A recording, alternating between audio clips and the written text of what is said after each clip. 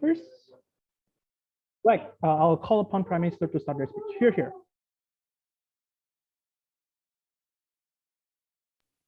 Cool. Can I be heard? Yep. Great. Right. I'm going to start my speech in 3, 2, 1. Esteemed members of the House, we should glorify things that are good, and we should not glorify things that are bad. Internships as they exist right now are bad because they do not make prospective employees more productive and because they are often exploitative. We therefore regret their glorification. The first thing I'll do in this speech is talk about what glorification looks like and what therefore the reasonable counterfactual that we support would be. Then I'll explain how you get an internship, so pay attention. Then I'll explain why they're bad, so also pay attention. And then finally I'll explain why a comparative world would be preferable for a variety of different actors. So firstly, what is glorification? We think the glorification is broadly the process of viewing something as laudable or necessary or morally good. And we think in this context, a glorification of internships as a requirement of, the process of corporate hiring is the way in which everyone kind of assumes that, internships are really good. You should get one, definitely get as many as you can. They're really important for people to get. And they really are something that companies really gift employees. They really help you get ahead in their career. That kind of language is exactly the kind of language we associate with glorification. And we think an absence of glorification just means like a more realistic appraisal of what these things are. And we think people would therefore, as I'll explain a little bit later, be much more skeptical of things like, a period of time where I work for a company for free and do not get paid seems like a little bit of something that people would view more realistically. But I'll have analysis in my speech how different actors respond and behave differently when this process of glorification of internships is not in place. So firstly, how are internships apportioned? i.e., how do you get an internship? The first thing to note here is that many internships are unpaid or quite lowly paid, which means just structurally you often require another source of income, which immediately locks out a whole set of people who do not have the savings, do not have the capital, or cannot, find an additional job or have an additional job that allows them to get through that corporate internship in the best way possible. Often with the very prestigious ones, they're quite intense. It's quite difficult to hold down a second job. Anyway, the second thing we note here is that many internships are apportioned based on networking, glad handing, your ability to go to the right setups, the right parties, you talk to the right people at university, et cetera, et cetera. And even if it was not literally the case that you get an internship because you have a mate who works there, you also sometimes just get an internship through the kind of mechanisms of soft help, right? If you've got a friend who's got the internship before, has a grad job at the particular company you're going for, they can, give you some hints to how to get through the interview process, et cetera. And what we note here as well is that internships almost entirely impressionistic, right? Because of this networking connection type stuff, almost entirely impressionistic. It is based on how you seem, how you talk, how you dress, how you kind of carry yourself. And all of that means they are highly likely to be kind of captured by the subjectivities that are associated with interpersonal privilege, which is to say, when you're taller, when you're wider, when you're kind of more handsome, when you know how to crack a joke, all of that stuff makes it much, much, much easier for you to be able to get into those spaces and access them, which means that, surprise, surprise, many of these internships go to the most privileged presenting people, not necessarily the most productive people. As we'll talk later, there's a key reason why internships are actually quite ineffective as a signal of human capital within the labor market. So now we've dealt with how internships are apportioned. I hope you understand that they're typically not apportioned in a way that really reflects the inner worth or productive capacity of the people who get them. Why are internships typically poor value? So why do they not increase the productive capacity of the people who get them? The first, and I'm going to do with the first instance, which is to say internships that are paid, right? So many internships, most internships are unpaid, but even if they were paid, why do they typically still not provide good training? The first reason we tell you is that training requires quite a large amount of investment in time and labor, right? So if the company is performing a particular process that's usually quite complicated, in fact, the fact that they have a company that does it is suggestive of the fact that other people can't do it. You then need to have time and sort of, spend time and labor trying to explain to this intern what's going on, how that would work. And that represents two challenges. Firstly, teaching is very hard. There's a reason that universities specialize in like pedagogy, people who taught that, like random employees at this company who have to explain to like the speckle-faced kid, like what's going on, may not necessarily be that good at doing that, and therefore is highly unlikely, it's often on a very ad hoc basis as well. Unclear why they would be good at doing that. The second thing we'd say though, is they're just incredibly temporary, right? Internships kind of come and go. They're only often there for a few months at the most. And what that means is there's just no incentives to get to know them, to train them, to care about them. And there's no incentive to take time out of your often already busy workday to do any of that. The main way in which internships get used then is broadly as like, you know, inter-office kind of labor, a way of enhancing your own status because you have someone who can go and get coffees for you. And I actually would posit that a large reason why we'll have interns is because it's cool to order people around the office and make them do things for you, which is not a productive use of anyone's time, really. The final thing we point out here is even if certain companies can provide well-paid internships that actually train people a lot, that A starts, for example, a grad program instead of an internship, but B is often for the most highly capitalized, largest companies, large economies of scale, which means they're only really available to the highly privileged and the people who are able to work those highly privileged networks especially well. So the benefit there is quite small. We would also point out, though, that many internships are unpaid. Why is that so? Well, funnily enough, the reason is because they're not doing anything productive, the companies don't feel they really have to pay people to do them. And the reason, right, that companies therefore do it is they feel like they're giving you a CV boost and they like the fact they have someone they can order around the office and that kind of thing. And the reason that internships provide a CV boost is because they are glorified in the corporate hiring process. So you see, if we regret the glorification of that, we stop the reason that many of the unpaid and exploitative internships that exist mean that, you know, like would exist in the first place. Because the only reason they exist is because everyone sort of kind of tricks themselves into thinking they are kind of glorified. What they really do is just mark you out as being someone who is willing to kind of be bossed around and do free labor, which may be appealing to companies, but isn't necessarily particularly good for individuals. So at the end of this, it seems kind of clear that not only internships handed out, often in a very unfair fashion, which has the primary harm of locking certain people out of access to like highly prestigious jobs, and that's unfair, but also doesn't necessarily reward people who are necessarily very good employees. But on the third layer, they actually don't necessarily train or really provide much value to the people or the company. The company does it because they think it's kind of fun and cool, and the people do it because they feel really pressured to, because everyone's telling them that something's glorified and everyone's very competitive towards them. That is not like a kind of there's like a Pareto optimal solution there where people could actually, you know, do away with the glorification, everyone kind of benefit in that way. How would that work? Like, what would this world look like? 5 things we would say here. Firstly, we think the government approaches employment regulation of internships far differently when everyone doesn't have the attitude that they're kind of glorified, good things that everyone should be doing, good things from the perspective of the company, good things from the perspective of the worker. We don't have that view. You start to look at internship relationships far more carefully and, for example, become perhaps more willing to pursue, you know, regulating minimum wages at internships and stuff like that. Secondly, we think the media becomes much more skeptical and much more scrutinizing of internships in a context where both the readership and the people who write the articles don't view internships as automatically or assume automatically they're a good thing. The third thing we say is that individuals themselves become much more savvy and become much more realistically, you know, assessing of internships. They see them as, oh, actually, hold on, there's nothing really that good about this. No one else in society thinks that's really that good or that'll help me. It's just kind of providing free labor. So I'm going to pick one that really helps me. I'm going to do something more valuable. And that's really important because those harms flow down to the least privileged people that are affected by this debate. Like the most desperate, least privileged people, the ones most likely who are going to be exploited, maybe because they don't speak a particular language, maybe because they really struggled at school because they had other things going on in their lives that makes them hard for them, and they no longer put themselves in situations where they are exploited. Finally, we think companies themselves, when they realize the inefficient model of internships, begin to look for other solutions as a way of helping people. And finally, we think that internships, when they stop distorting the employment data, means that central banks have a far better understanding of the actual rate of unemployment within society, and that is also good. For all of those reasons, incredibly proud to propose. All right, we thank Prime Minister for that speech. Now to open case from negative side of the house, I call upon Leader of Cup to start their speech. Here. Just want to make sure you can hear me. Yeah, clear. Awesome.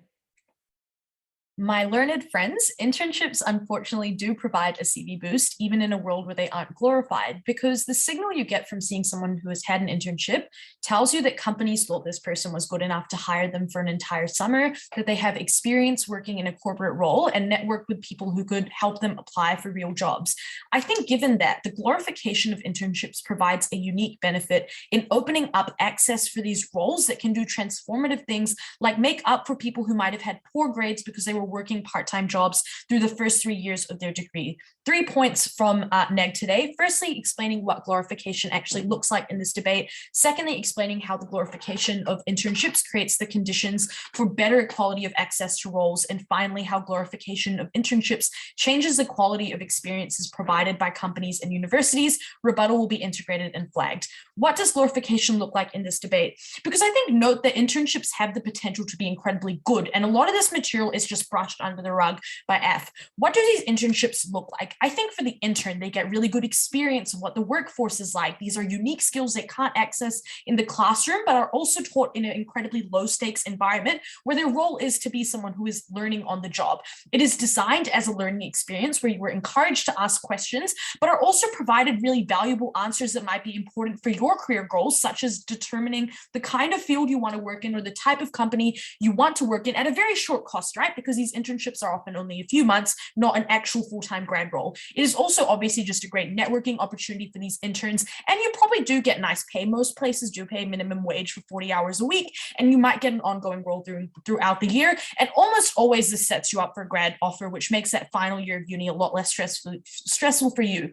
Comparatively, you also get a lot of benefits for employers who get to train these people up earlier so they're ready to go when they start work for you. And it just looks like brilliant PR because you're training up a young generation. These benefits may sound kind of nebulous, and it's not immediately obvious that these are the benefits that you get from internships, because otherwise, I think it just often sounds like work experience which you get anywhere. And if you are less privileged, it might sound like a less flexible model of work experience in a retail part-time job. But importantly, these are benefits that are obvious to people who are already raised in corporate environments and have connections and have networks. I think that means privileged people still always apply for these roles because they know they exist. The narrative as such does a few important things to make internships significantly better. The first is that it provides the very attention and scrutiny onto internships because they become such an integral part of the degree the degree that you're studying. This means that people often talk about their experiences in internships with their friends, with their professors. Student media often reports on them because it is something that is so important to the experience that students have throughout university. The second thing is, though, that the glorification obviously encourages people to apply widely and apply early during their degree. And importantly, it tells you that these roles are often accessible and important regardless of the kinds of grades you get. So even if you are a B- student, you are told that you ought to be applying because you will get good experience out of it. The third is that it encourages universities to often set up partnerships to get people into internships, so providing papers that let them work with community groups in order to get credit for their degree. And obviously it also increases accessibility insofar as it is seen as an essential part of the process, which means there are pressures on companies, for example, to ensure that entire groups are not locked out of this process. The affirming team says that this is just making these things look good, so people assume it is great to apply for. But I would argue that the absence is not just absence of glorification is not just people being skeptical, it is people being unaware of the immense benefits that are available to them. The really nice thing about our side of the house is glorification creates a standard or an expectation of what internships ought to look like. So companies have to live up to that expectation, meaning that a lot of that setup work is obviously quite reasonable in the context of this debate. How does the glorification of internships then create the conditions for better equality of access to roles? Because I think glorification tells you that internships are incredibly important stepping stones. The first thing that does is it means that universities compete on doing things like providing access to internships. Insofar as people go to university to access jobs, and this becomes a part of that requirement, glorification piggybacks off of the collaborations that departments have with companies. They're able to provide credits or connections or support or information on how to apply, and it might even be part of the university's requirements like engineering or med. So when students are looking at universities, they consider whether Sydney offers better internships than Mac might and make a choice based off that premise. I I think companies also face this pressure though. And as a result, it means you get the status quo, which is almost every company takes on a bunch of interns every year, to the order of tens of thousands of interns getting placements each year. Two important results. The first is that there are just more internships available under our side of the house because companies and universities are trying to make them happen. But the second is that obviously accessibility is a lot better for the underprivileged. There are lots of reasons why underprivileged people often suffer in their grades because they are doing things like working alongside their university. The cost of a corporation taking on an intern is quite low because they often only cost minimum wage, but it is comparatively a good way to do things like increase diversity stats, hire women or POC and market off of that. Importantly though, this is something that you do not do for graduates insofar as those graduates will stay at your company for many years, so you need to make sure they are good, whereas that trade-off is a lot easier to make if someone's grades are poor when they are only an intern. The impact of this is to say that privileged people get internships either way, but glorification creates the conditions to ensure there are spaces carved out for underprivileged people that lets them make up for poor grades and get real jobs afterwards, because that experience is now seen as important and that experience is more accessible than a poor student being able to get A+ students alongside balancing 30-hour work weeks. The final thing to say though is that this addresses an issue in framing for us because there is a pressure to ensure these benefits are available to all groups in society. Insofar as affirming tries to say very few people apply for internships, I think that is certainly true in a world where internships aren't glorified or encouraged or seen as something that is important for everyone. So these rich, unproductive people still apply and are symmetric in this debate. We get the universities to help people apply, or companies to hire more people and provide good experience, which opens that benefit up for more people. How does glorification also change the quality of experiences provided by companies and universities? Because glorification necessarily means that people talk about the importance of internships. How does that improve quality? For universities, they compete on the quality of internships they can give to students. So there's a pressure to ensure that students are having a good time, but companies also have an incentive to placate universities because that's where they get their graduates from. I think also to some extent the glorification of having work experience means that the process of studying at university might take on directly work relevant aspects. So you might have assignments teaching you how to write legal memos, so you're prepared for a legal work environment after graduating because experience is important. Similarly for companies though, you get significantly more scrutiny on them because media attention grows. So you get things like advocacy for pay increases or watchdogging treatment of interns at work events to ensure that less harassment occurs. You also get competition insofar as people apply to multiple places as a result of glorification, telling you to apply everywhere to ensure that you get an internship. And because companies want to attract the top candidates who they provide good benefits to, especially because those are the people likely to get multiple offers, these people who are really good improve conditions for everyone because all companies compete to get them. There's also pressure to pay them though, as well as ensuring they do meaningful work, especially given these are people that will often take on graduate roles. So it's a future investment for you and you want them to do well. But finally, these interns are a form of very cheap advertisement. So you provide them nice perks when they go to uni and tell their young friends that internship was great, you get more applicants. The only harms we get to this is that it is bad that people have to teach interns and they might do fake work.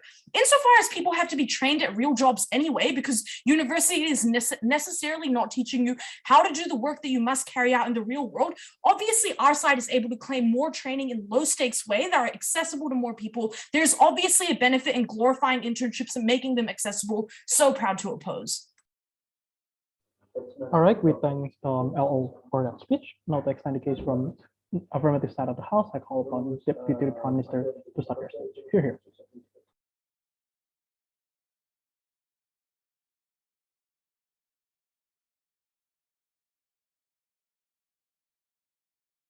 DPM. Hello, just checking that I'm audible. Yeah. Thank you. All right, I'll begin my speech, shush please, in 3, 2, 1. Esteemed colleagues, congratulations on the previous speech. I would like to start by saying a simple fact of percentages. 100% of university students are at university. And 100% of university students at university need money to survive that gives them an incentive to achieve some sort of paid work. But only 5 to 10% of university students get internships.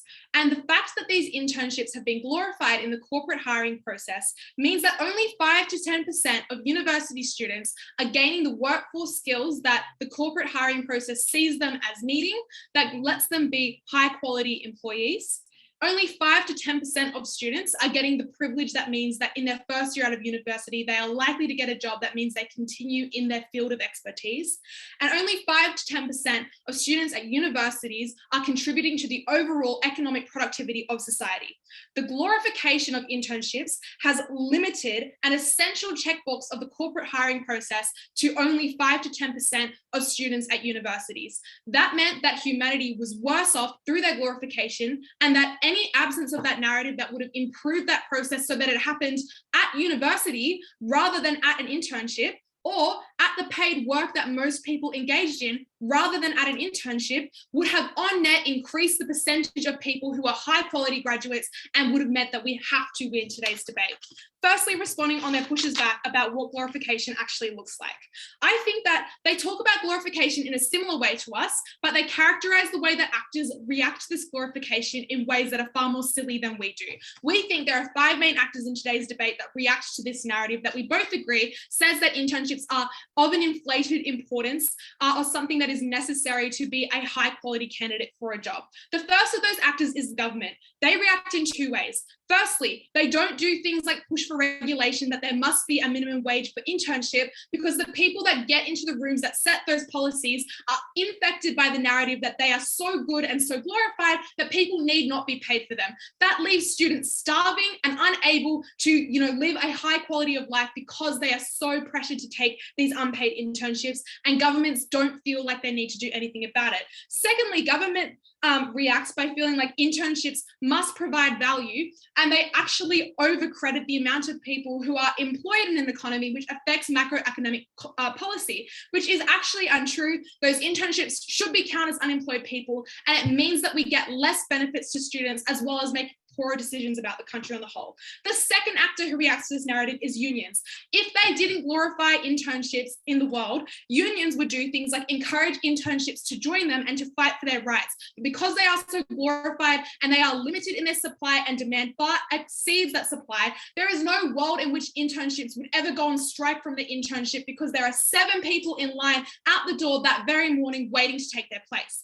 Thirdly, the media reacts differently, because when something is glorified, it is not a juicy story to tear apart and do a big expose into, as the previous speaker so politely stated that student newspapers will be interested in investigating these things. No, when something is glorified, it means that that is a conception that is upheld by the media. It is not a popular or clickable article because it does not fit into that narrative. Less investigative journalism takes place. How do individuals react? Well, if they even if governments were to set laws around internships that they must be paid, they are less likely to individually report to places like Fair Work organisations that their standards are not being upheld because it has been so glorified. They believe that they must be being treated well because they have this internship on their CV, and therefore they accept more crap. And finally, companies react like they are providing a gift, God's greatest gift to students, by giving them this internship. And that makes them feel like they're licensed to treat them like crap. That makes them feel like they can force them to get coffee. That makes them feel like they can treat them like dirt.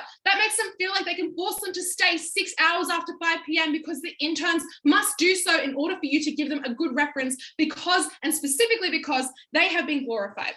Next point on this debate is how this is going to change education overall. Because note that the negative team concedes this. They say the glorification of internships has had a direct impact on university education, and that is where they lose today's debate. It has changed education for the worse, and it has meant that education doesn't fulfill the role that we now believe internships are fulfilling, which has meant that graduates are of a poorer quality across the board.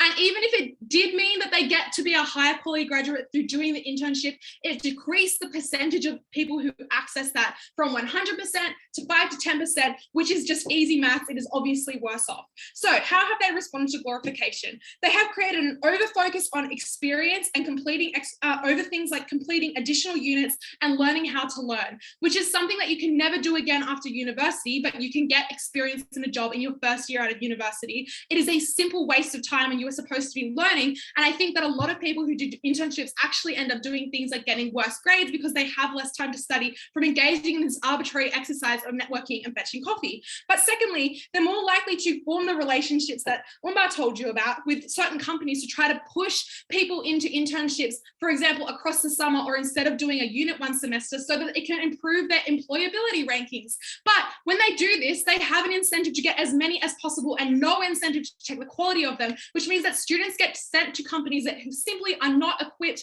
to be good teachers, and they therefore suffer at the hands of a terrible internship at the expense of education time that they could have been spending in university that they are literally paying for to do. And finally, though, funding goes into careers and employability services, linking graduates or university students with these internships, rather than what it could be doing, which is providing a full suite of interesting courses that teach employable skills like email, professional emailing, how to use Excel, how to function in the workplace, AI experiences that tell you how to, be a teacher in a real classroom with students who are being disobedient, a full suite of skills like SEO or things that are relevant to your field that you could do in a 2 to 3 day course. Your university has the potential to fund that for you, but they aren't right now because they're busy running stupid career and employability services that link you with shitty internships because of glorification. The next point in my speech is about how this changes the hiring process overall. We think that when we remove this narrative of glorification of interviews, people at corporate hiring offices act differently. Firstly, they interview more candidates and they don't artificially filter them out on whether or not they have completed an internship. Secondly, they ask more intelligence-based questions rather than experience-based questions, which is actually better because it is a better predictor of whether somebody will be good at that job. And experience-based questions lean more into privilege. Thirdly, though, it means they're more likely to read your transcripts rather than just read your CV.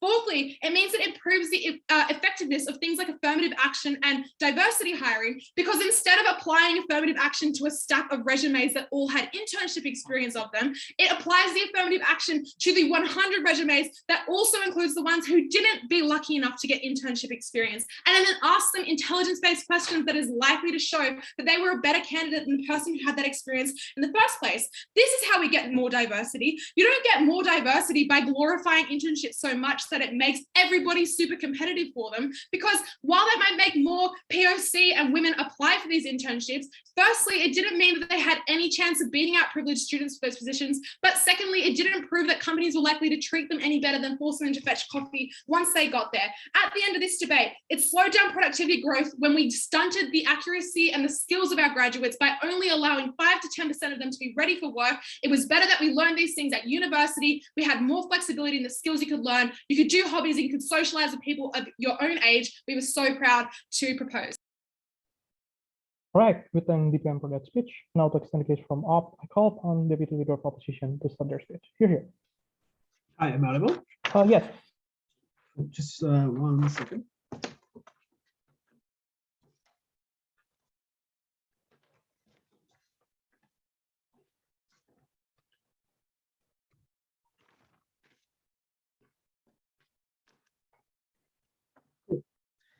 Starting my speech in 3, 2, 1. If you note the start of Prime Minister's speech, when they were talking about glorification, overcorrecting, being too nice to internships as to their quality, and that entire claim is based on internships being bad or completely useless for the intern. All of Umbar's material as to how internships are actually good and the responses to that point, notice there was no engagement of that from the previous speaker. So it seems like they've conceded that internships do have good benefits. And I think the intuition here is if there was completely no benefit from internships, you wouldn't have the kinds of people, the rich individuals who have all the opportunity in the world applying for them, right? So it obviously makes a difference. I'm going to explain to you why. Firstly, why internships are good and the implications of that on this entire debate, why the aspect of glorification not only corrects from the absence of even thinking about internships and not being able to access that benefit to the actual equilibrium of trying to do that because it is good for you, but also produces the kinds of incentives on other actors to be able to make the accessibility and quality of internships much better. And that's why we have that we have good internships in the status quo, but also will likely have better internships in the future. And then finally into all the other material that we had, just miscellaneous responses. Firstly, as to why internships are good, right? We give you several points here. Firstly, in general, the experience of being at work, the kinds of skills you're able to learn, especially in relatively low stress, low stake environments. The response we had from the preemptive response from the first speaker says, well, that requires training. That training, A, could be done in university, but B, isn't done well.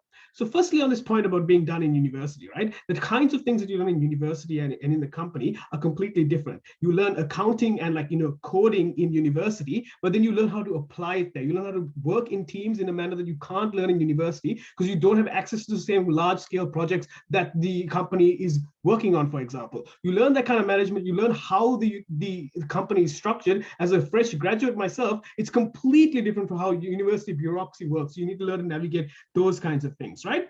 They say there's no incentive or capacity to do this. Firstly, there is an incentive because a lot of these individuals who are interns are likely to be grad roles in that company, right? So the benefit for the company is that you have pre-trained individuals that you didn't have to pay that much or do extra training for, and you get them to work as soon as they're graduated with the equivalent grades that they need, right? So two things there. Firstly, that means you're likely to care about training that individual, but also care about making that individual feel welcome and not having a horrible experience, because they're probably not going to come back and work for you, right? After you've done all the potential training that you could have done. So you do have the incentive to do that, even if it's temporary, as they say in their first speech. But they also have the capacity. They just asserted, oh, these people aren't teachers, so they can't teach these things. So I've already explained the types of skills that are different in university and in the company. So obviously the types of skills that you have to learn in university are done by professional teachers because they're pretty complex. But these kinds of things are the interpersonal relationships in the office that everyone had to learn themselves when starting a job, right? So they learned it themselves, are the best ways to push through that institutional knowledge. That's how most people actually work. And even if they didn't go to internships, they would also have to learn those kinds of skills from the exact same people in other companies once they're graduates, right? So it's unclear as to why that is the unique benefit. We get that earlier, and obviously increases their competition to get into a workplace because it's a useful skill to learn. They also are able to make networking, right? So opportunities at other companies or higher up in the company, they make friends from those kinds of companies that they already have them when starting their work. So it's not a scary experience when you're kind of stressful now because you're out of university, you're an adult, you have to make a living, you have to pay bills and pay taxes, right? So those kinds of things. So beyond that, it gives you information on your career and company. These are important positions that often underprivileged people can't switch out of because there's a lot of cost of moving companies or moving industries. So it's good for them to have that exposure then, and you almost certainly get that grad role. Well, DPM says, oh, well, that doesn't work because you only accept a very few people in the status quo, and only those people are getting those skills. Well, that is the problem, right? All the analysis we've shown, it shows that in their world, fewer people would do it, and by their own analysis, only the privileged people get that leg up, right? This is important because there's nebulous benefits that aren't immediately obvious, but also more short-term benefits in the opportunity cost of working another job for a slightly higher pay, right? These nebulous benefits are often seen by privileged people who come from a culture of corporations whose parents are like the CEOs of companies, and they're more connected to that system. These are the people in their world who would go to it. We provide the incentive for other individuals to apply for it, but also, as we've explained, the better accessibility metrics because of all the signaling effects that changes. They try to say, oh, well, this is only due to glorification that this is weighted so highly on your CV. First of all, it's not true. See above all the benefits that you can actually get as a company by hiring an intern who already knows how the corporate bureaucracy works and is able to mesh in very quickly, but also just intuition, it's just a sense check, right? If it's true and companies are just not doing anything to train their interns, and they have the incentive to hire good people for the actual employment roles, why would they consider CVs then having internships if they already know that's a joke? So obviously something's wrong with that analysis and those assertions made by them. So that's why we are likely to get those outcomes and good outcomes for more people. Because Umbar explains to you that you get more quantity of individuals there, more scrutiny, and you get universities that provide that access. Their response then at a second was that, oh, the education has a trade-off then, right? But again, that doesn't make sense given the types of things you learn in those different areas. Obviously, you aren't going to be learning coding in an internship for a month. You have to learn that before and demonstrate that you can do that to be able to be hired as an intern. But also, they're not likely to push people in the internship without giving that benefit, because obviously universities are competing with each other, right? And universities are competing for international students. They got Australia and New Zealand, like, that could completely dependent on international students. You should see their budgets after COVID, which means that massive amount of competition means not only do they need to prove to the students through the kind of stories from the students themselves who become interns that in their area, companies are good and give good internships. If you come to our university and pay us the money, we will give you good internships and good training from those companies. So they're competing on giving the best outcome for the students. So therefore, they wouldn't do things that are harmful to the education of the student, right? But they also then put pressure on companies to improve the quality of the internships, because that's what they're marketing on. Corporations have an incentive to do this and collaborate with the university who's demanding those things as well, because the university is what gives them grad students, right? So if you want your stall at the expo, or you want career advice at the university to point the students in your end, you need to provide good internships for the company, for the university to use during the whole studying process. We also show that increases quality, right? Why is this? Because if you are saying that you are showcasing these benefits, glorification that corrects for the neglect of those benefits by the majority of people in their world, now people know that this is something that we all should have access to. This is now a point of inequality. So you're likely then to get competition on pay to ensure that poorer individuals can take part in this more, because now they get paid as well, or having diversity, especially when glorified, and you have pressure to do that. What did they say? They said, oh, well, the media doesn't care about that. It's not a big ticket item, so they're not going to talk about that. That's more true on their side.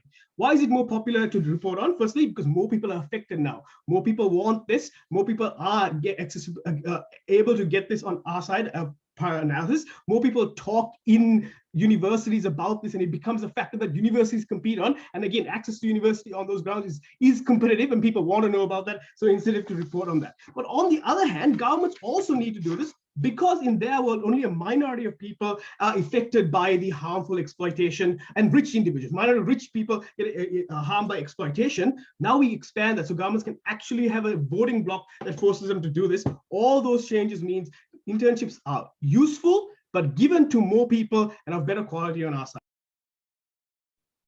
All right, we thank the Deputy Leader of Opposition for that speech. Now to close the substantive part from government bench, I call upon Government Whip to start their speech. Here.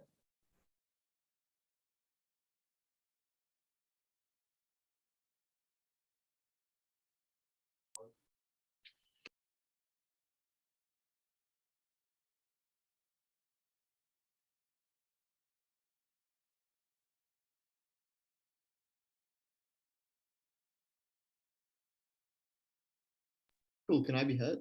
Yes.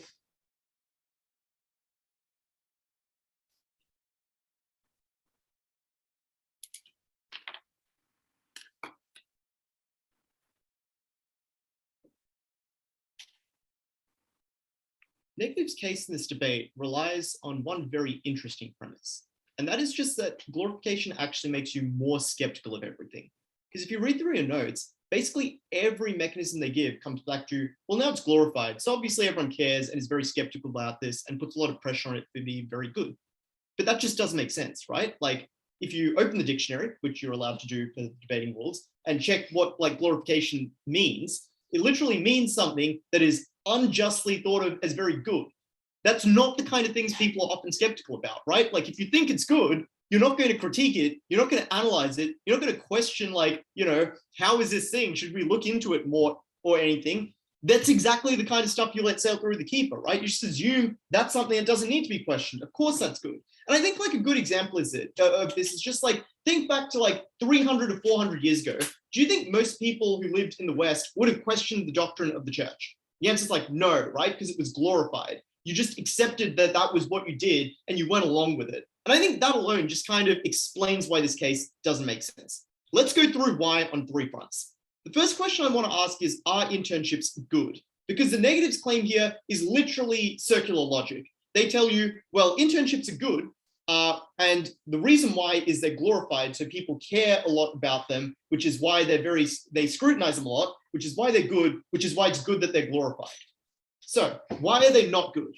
Firstly, their mechanism for why they're good is just like, glorified, important, therefore lots of competition and a lot of pressure for them to be good.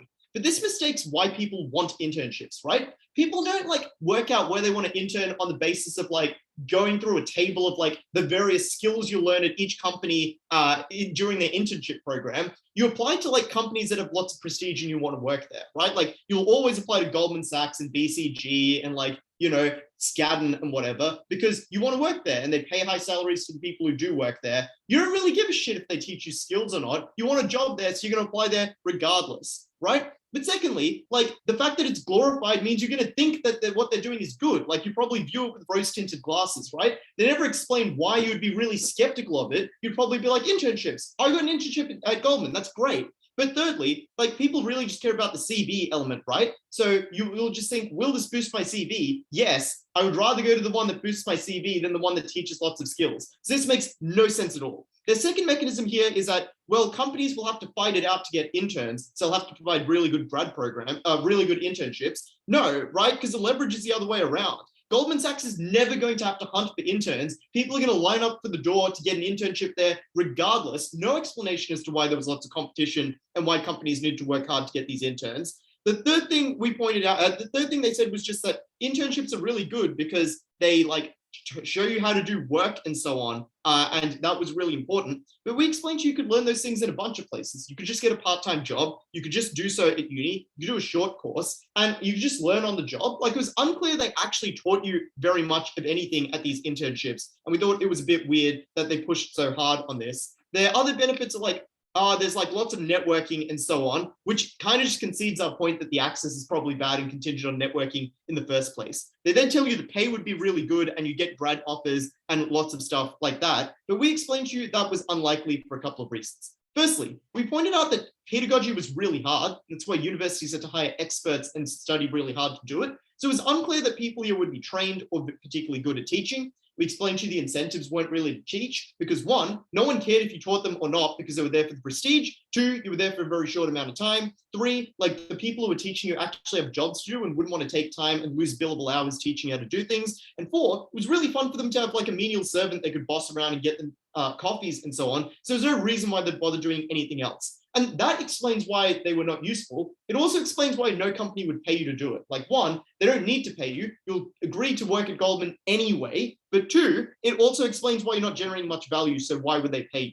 The impact of this is internships were clearly not good, but it also explains that like glorification did not make them good, which explains why we shouldn't want glorification. It makes people go after things when they are bad, when they otherwise wouldn't. It doesn't make bad things good because it makes people skeptical of them. I'm truly baffled by this logic. Second question to ask then, does this help with the problem of access? No, once again, they rely on this same absurd premise that glorification means lots of people will want internships, which means there'll be lots of competition in order to make lots of internships. That logic is literally backwards, right? Like if lots of people want internships, that's a good reason to cut the number of internships and make them really prestigious. So you have a lot of choice over who you get as an intern, so that you have a lot of power as an employer, so that your internship is really valuable and scarce and means a lot. And people will be really desperate to do whatever you tell them to once you hire them, right? No explanation as to why this means lots of internships will be created. They say, oh, the universities will create them because people go to university on the basis of their capacity to determine an intern, to give you an internship. Like one, no, they won't. Obviously, people went to universities mainly on the basis of the prestige of the university, which mainly had to do with like how old they were. But two, it was unclear how unis could create these internships in the first place. What were they going to do? Pay firms to make internships? In which case those costs were probably passed on to students and you were probably paying to get terrible work experience. Sounded like a terrible idea. But thirdly, they had this claim that you would like glorification meant there'd be huge pressure for equality of access because like, you know, it's important. So people would demand that like good diversity stuff happen and companies would want to do good PR and so on. Firstly, this mech is incredibly speculative, right? The idea that something would be like seen as good, therefore everyone would be like, there must be equal access to this, would suggest that there wouldn't be like inequalities in most aspects of society, but there are. But two, obviously, this is actually, and listen to Umbar's speech, concedes that she thinks it's a good thing that companies could hire diverse people as interns, but never as grads, because there they actually have to be good, to quote that speech. So it's good that companies can fake their diversity stats by hiring people as interns, but not actually being diverse underneath. Terrible idea. So why was the access bad though? We gave you 3 reasons. Firstly, they don't pay for the reasons we proved in the previous argument. So obviously that locks out basically everyone who doesn't have like 3 months of savings that they can use to work 12 hours a day in some menial position. But 2, you needed networking to get in for the reasons we demonstrated, right? All the incentives are to make internships scarce so that the people who control them have a lot of power and can demand concessions in return. That meant you need to be friends with them and you need to be well positioned and privileged. But thirdly, we just said like it's subjective who gets selected for internships, which is why all the biases that favor privileged people kicked in. So not only were they bad, they were only available to privileged people. But thirdly then, why do things get much better on our side when glorification doesn't exist? This seems just obvious, right? Glorification was bad because it made people act irrationally. They thought something was good without reference to what is actually happening under the hood. There's a difference between something being glorified and people being like, that's a good value proposition. We'd be fine with that. Like, we'd be fine with people going, actually, I think an internship is good for me. We just didn't think they should be glorified. We provided 5 mechanisms why things got better. Firstly, governments were far more likely to regulate things when they weren't glorified and when the population weren't protecting them. Secondly, the media was more likely to go after them, not in their world. Like the media doesn't tell you how bad internships right now are. They tell you to go get them. Thirdly, we explained individuals would be much more skeptical, and therefore that would actually put pressure on companies to make internships better. When employees weren't throwing themselves at internships, that's when you had to improve the quality of internships to get employees. Fourthly, we said companies wouldn't magically hire people for internships to force them to rethink the way that they did internships and make them better and productive, which would then lead to them paying people because they were doing productive things. Lastly, we said central banks would improve macroeconomic policy because it realized unemployment is a problem. All of which doesn't really receive a response. They just rely on this singular mechanism about skepticism and glorification. Proud to affirm. All right, we thank Government Whip for that speech. Now to close the substantive part from Up, I call upon Up Whip to start their speech. Here.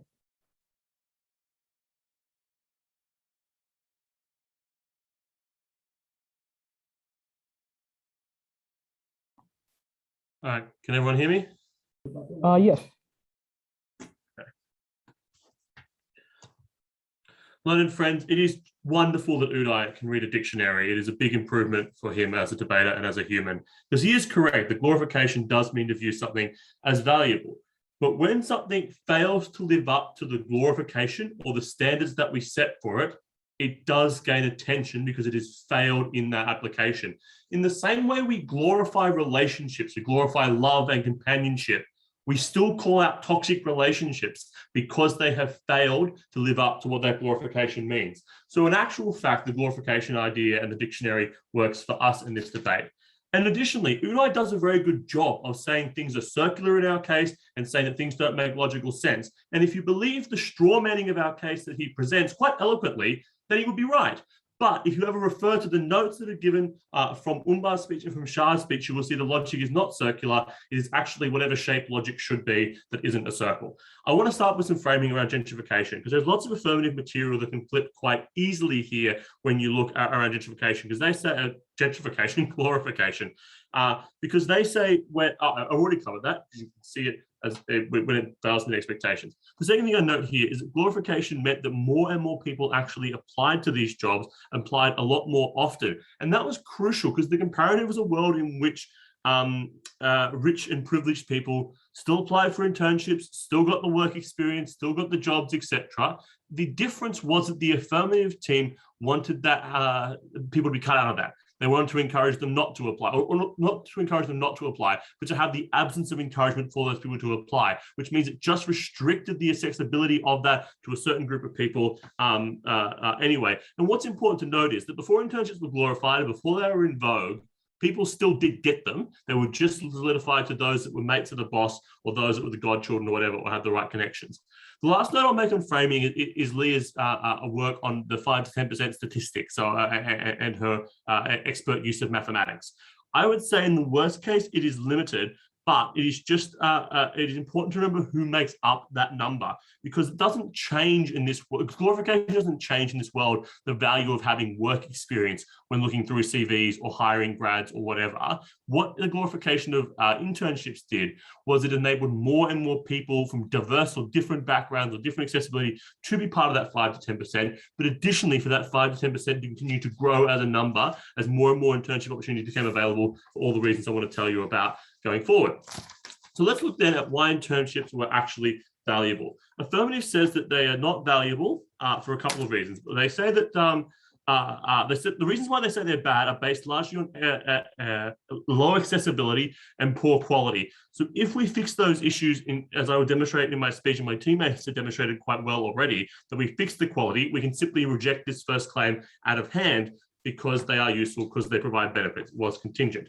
The second thing they say is that the work is not useful and the work is quite garbage. That's the contradiction in their case, though, because they make two quite well-made arguments that fall down because of this contradiction. Because if work is shit and not useful, then why do they simultaneously think it is a valuable CV booster they're giving people? Why do they simultaneously look for that on CVs when they're hiring grads or hiring new employees? They can't have their cake and eat it too. But secondly, all the mechanisms are provided, we provided on competitive pressures from other companies and universities mean the work is not likely to be rubbish. But thirdly, the role of internships in training employees and getting them ready to work in your organization, know your system, so they can hit the ground running when they finish university, all provide strong incentives to corporations to make sure the work is actually useful, so they get a value benefit out of it anyway if they have to spend the time and money doing it.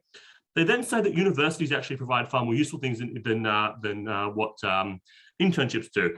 I think work experience in a real environment is invaluable compared to what you learn in a classroom, contrary to what second affirmative says, because you can't just learn in uni. You can't learn the teamwork. You can't learn the experience on the ground or the history of the experience that people who've worked in the role for 10 or 20 years have. Additionally, it is just an assertion that university was good. Like, it was just an assertion that university tutors are all talented, are all incredibly knowledgeable of industry standards, that essays and tests and rote learning PowerPoint presentations are accessible and important ways to become a good accountant or a good consultant or a good engineer, which they just were not. Because we've all had that one truly awful lecturer who drones at us for hours on end in a lecture and we learn nothing.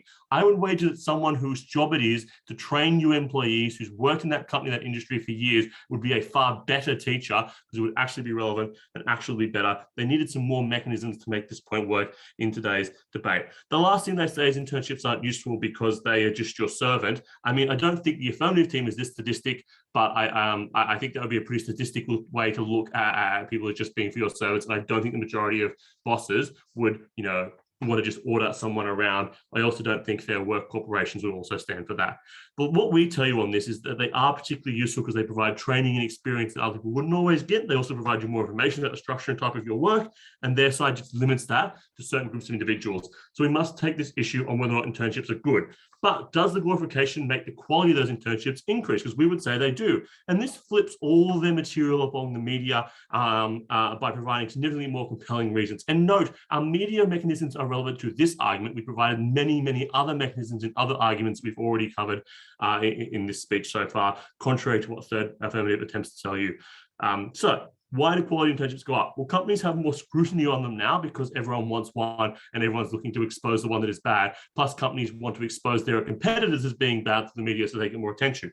Secondly, they're competitive because people apply to multiple places. There's a concern here about Goldman Sachs raised by Udai. The first thing to note here is that Goldman Sachs is one company. It is always going to take the creme de la creme, the crop of the crop everywhere. So it doesn't really matter that much as compared to all the other firms that are slightly smaller but still good that are likely to offer internships. But additionally, they miss the material given to you by Umbar. That is that there are big dogs, the top of the top, who do apply to multiple ones. So you have to make your firm competitive to attract the best student, because they are the ones that will have opportunities to pick the different internships or the different internships, and that benefit flows down then to everyone else underneath them when they apply as well. But also you have all the university material about how that influences internships. You have all the stuff around having to pay because it's a good way to attract people. Plus, we also have the stuff on how it helps you train future employees, etc., which means quality is likely to be good. A couple of quick responses to the last things that affirmative says around why quality is bad. They tell us the government won't care now, but I guess under that logic we hear from Leah, we would never need to have labour laws because work is glorified, so we can't ever put a single regulation on minimum wages or working conditions because we feel like work is glorified. But obviously we do put that stuff in there because we recognise it is valuable and is important. Plus, additionally, the large number of students doing it means that voter pressure increases. The last thing I want to look at briefly then is around accessibility. We tell you a couple of things that aren't effectively responded to. That is, firstly, that universities make it a part of their course now. And I've already dealt with why it is not a opportunity cost to the quality of that course, but what actually universities making internships part of their course do is massively increase accessibility, because everyone gets an internship when you line up partnerships with corporations and companies who put your students into internships with that group. That means underprivileged people who have never known how to apply now have support and access. And universities do compete on this. Just look at the millions of dollars of marketing money that is spent on advertising employment outcomes, on advertising internship opportunities that are likely to be provided through your degrees. Plus, look at the focus they have on learning by real practical skills universities operate under now, which means that people do actually care, and it means that the resources and things that students are lacking in order to apply for internships under the non-glorified world are actually provided to students here. At the end of this debate, we make internships more accessible and a better quality because they are glorified and because they have an actual use. Negative takes this close debate. All right, we thank opposition for that speech. Now to conclude the debate, I call upon opposition reply to start their speech. Here. Awesome. Esteemed besties, Rob cut some great shapes and I wish I could read like Udai, but most importantly, I think it's nice to be our friends in a high quality debate. For you to believe that the affirming team wins this debate, what do they have to prove? Firstly, that glorification makes internships bad. Secondly, that the absence of important corporate intern experience will make grad roles more accessible. But importantly, that in their perfect world, companies would not consider internship experience at all when hiring grads. I think our case is luckily a little bit more realistic than that. It recognizes that not everyone is a grade A student capable of getting a grad role on their transcript alone, but that through glorification increasing access to internships, we provide the most underprivileged people in society the best chance to make up for CVs that might not be great.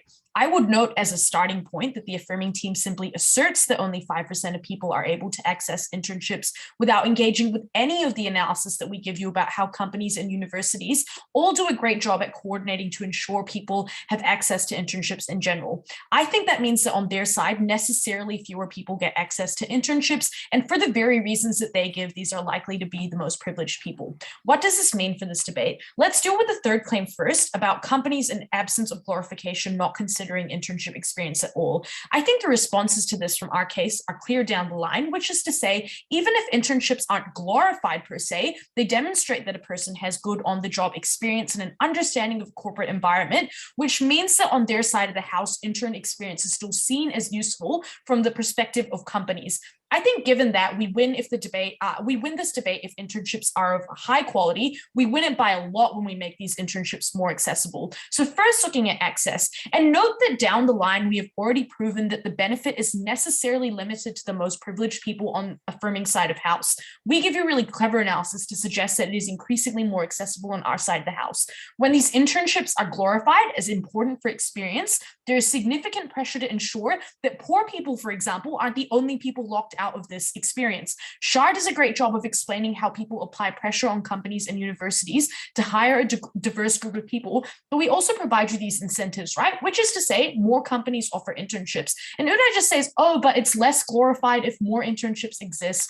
I think we're able to demonstrate that glorification shows that these internships are necessary, and all of these competing interests means people do them more. Companies look more diverse if they hire people whose grades might not have been brilliant, but importantly, this fills a gap for these students. Because on the affirming team, if you're just hiring people on transcript alone, but the most underprivileged people are the ones with the poorest grades, the cost of taking on a grad for a permanent role is a lot more than taking on a 3-month intern where they can prove themselves to have experience and then get offered a grad role. Sure, Udai is literate because he can read a dictionary, but I wish his hearing was just as good, because in a world where these roles are limited, people with bad grades would never get hired, we can give them internships that makes it easier to hire them. This means that firstly, people with not so great transcripts are more likely to apply for internships. Secondly, they get this experience. And thirdly, it improves their CV insofar as when they apply for jobs after uni, they are more likely to get them. Finally, on quality, Udai gives us a really nice dictionary definition of glorification, but I think he responds to an uncharitable definition, which in fairness, I think the affirming team needs if they want their case to still stand. What are the claims we make to say that glorification makes internships good? It is to say that the flow-on impacts of people wanting internships improve the quality. The best students are the ones fought for because they apply everywhere. That improves perks when you're trying to attract them that flow on to everyone.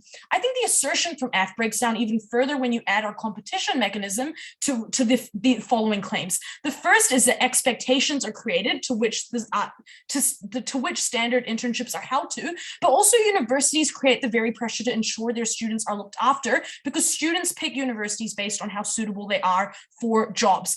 Finally, though, if you believe even one of these claims, we're able to win this material, but I think all of this material is true because glorification necessarily makes these values important.